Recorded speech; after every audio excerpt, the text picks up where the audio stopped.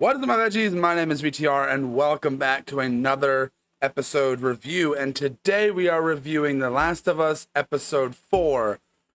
Please hold my hand. This episode was actually a lot smaller in scale than I was expecting. Because of how long and drawn out, and normally you say long and drawn out, it's a bad thing. But here, knowing how long and drawn out this part is in the game, it's a lot longer and everything. So I thought this would maybe be a little more drawn out, and it does seem like they're still handling this stuff coming into the next episode. But I forgot to read the synopsis. What am I doing? Let's read the synopsis real quick. After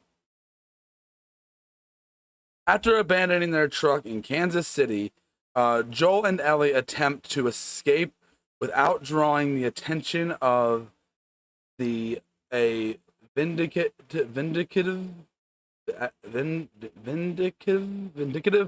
I guess the word. Rebel leader. See, here's the thing.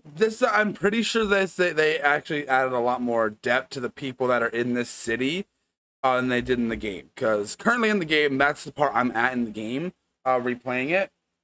And there's definitely a lot of difference there when it comes to what's going on in this episode, and they're definitely giving more depth to these people, giving a little more story and adding to who these people are and like why they're feel the need to attack them besides just being bad people.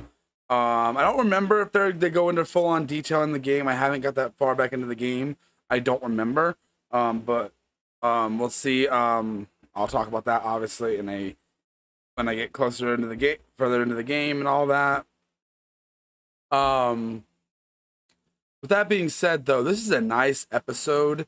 It's definitely we get Joel and Ellie's. We're getting to see this episode. We definitely see a little more of them start to bond, which I think is a really good thing for this episode. They really make them bond, and they make you like them, and it's like okay, you can see them building that father-daughter like relationship, and I really like that. And the actors continuously keep selling that, and I think they're doing a dang up job doing it. The action set pieces in this was a little bit, and it's like you actually get to see Ellie's like Joel actually see Ellie attack someone sooner than she does in the game, and so you get to see that little interaction in this episode, which is really interesting in the way they go about it, because it's really interesting the way the episode is playing up their relationship and trying to really do a good job at like, hey, people didn't care for each other at first, but they're starting to warm up to each other. And Ellie has like this whole mentality of how can I annoy Joel even more than I already have. Because she kind of gets a kick out of annoying him, and it's funny, and I definitely do enjoy that aspect of Joel and Ellie's relationship. You really feel like she's trying to get on his nerves, and I think even Joel even like notices it, like, oh, she's doing this on purpose. You get to see a little more of like there's a part where they're stopped and they got to camp out for the night. And that's really interesting. I actually really like the way that's portrayed. It's like, and the fact that like Joel, it shows a little more how Joel is like reserved a bit and is, I don't know how to describe it, but he's definitely a lot on edge and everything. You see a lot of that in this episode. Like when they're trying to sleep, Joel gets on. I think he stays up. He doesn't go back to sleep. And one thing I do really like that in this episode they have Joel drinking coffee, because there's a line in the game where like he sees a coffee machine and he's like, I really miss coffee. And I wondered if that was them trying to elaborate with that little line or whatever. And also the part where Jelly, what the heck? Ellie asks him about Is she does he what did he get from the coffee shop and everything? Like maybe they were elaborating on that scene with them talking about the coffee and everything. I don't know. It may be me reaching for a connection, but it's just something I noticed as someone who's played the games, and also I'm currently playing the game as I'm watching this show. That's the really interesting part about that. This new stuff they add is really interesting. I'm not sure if I like it that much. I'm not really sure where we're going with this plot thread. We do get to see, I don't remember the character's name, the guy and his brother that Joel and Ellie wind up meeting up with. You do see them at the end of this episode. So they showed up a little sooner than I expected them to. I thought we wouldn't see them at least to the next episode. Obviously, we're going to see them a lot more in the next episode. I'm really curious where this episode is going and where this is story. They're going to, like this little story set that they made for this show, where that's going to go. Because that was one of the things that was interesting about some of the episodes where they kind of get they're changing it quite a bit, but to give us an interesting story. And that thing that I like about them changing some things, because it's definitely giving us that have played the game something to look forward to. It's definitely something that I'm definitely interested in, and I'm definitely enjoying where they're going.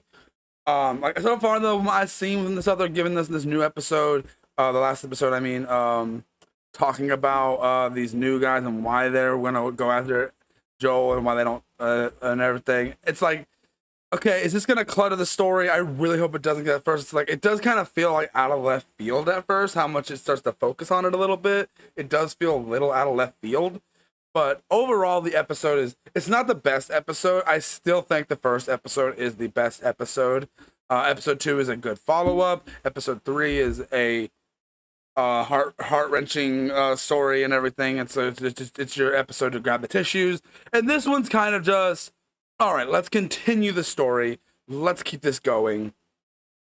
And what's next? So if I had to put the episode so far into like a category, like I said, episode 1 is like this, the start of the story, everything. Second episode, I say this is seeing more of like how Joel and Tess and everyone, how Joel just deals with everything, and seeing that.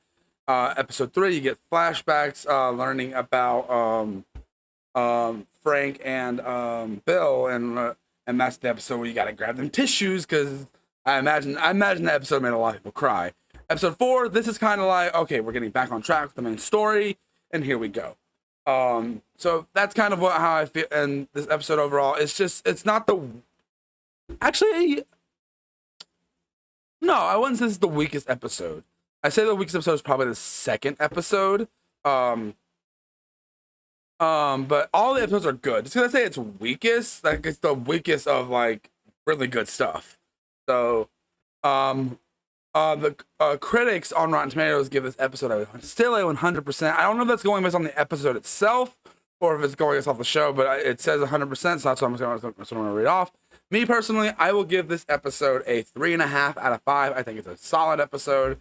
The only thing that bugs it down for me a little bit is I feel like the stuff with the new stuff they're adding kind of comes out of left field. That's my only issue with the episode. But what do you guys think of this episode? Have you guys seen it yet? If you haven't watched it yet, or let me know down in the comments what you guys think of it if you've seen the episode yet.